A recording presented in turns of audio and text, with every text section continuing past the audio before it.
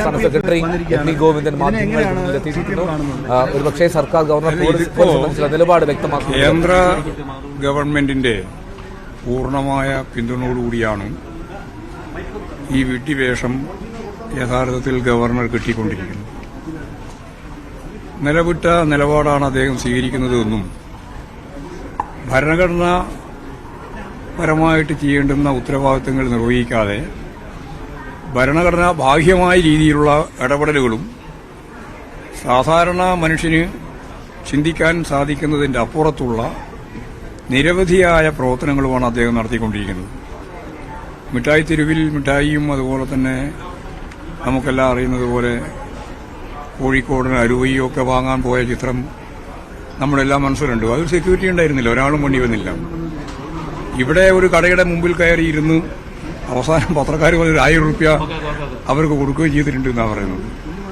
എന്ന് പറഞ്ഞ് എന്തും ചെയ്യാന്നുള്ളതാണ്. ഒരു കാര്യം ഇപ്രാവശ്യം വ്യക്തമായിട്ടുണ്ട്. മാധ്യമങ്ങളെല്ലാം കൂടി ചേർന്ന് ഒരു കാര്യം പുറത്തു കൊണ്ടുവന്നിട്ടുണ്ട്. അതായത് എന്റെ വണ്ടിക്ക് അടിച്ചു എന്ന് അദ്ദേഹം പറഞ്ഞത് ശുദ്ധ കളവായിരുന്നു.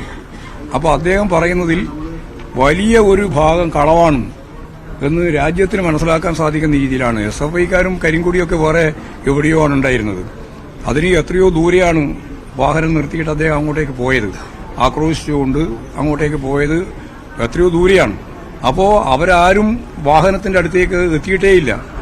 അപ്പോൾ എന്നിട്ട് പറയാണ് എന്നെ ആക്രമിക്കാൻ വന്നിരിക്കുന്നു, അതുപോലെ തന്നെ എന്റെ കാറിന് അടിച്ചിരിക്കുന്നു എന്നൊക്കെയുള്ള കളവാണ് പറയുന്നത്.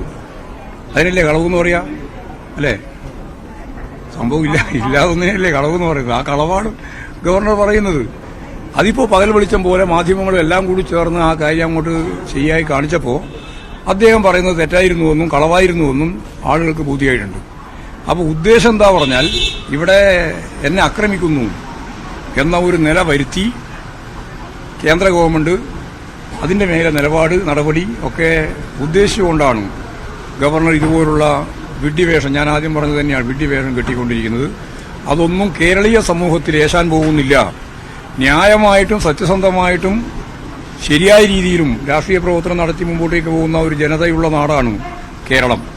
ആ കേരളത്തിൽ ഇതുപോലുള്ള തെറ്റായ പ്രവണതയുടെ ഭാഗമായിട്ടുള്ള കാര്യങ്ങളാണ് ഇപ്പോഴും ഗവർണർ ചെയ്തുകൊണ്ടിരിക്കുന്നത്. അത് ഇപ്പോഴെല്ലാവർക്കും വ്യക്തതയോടുകൂടി മനസ്സിലാക്കാൻ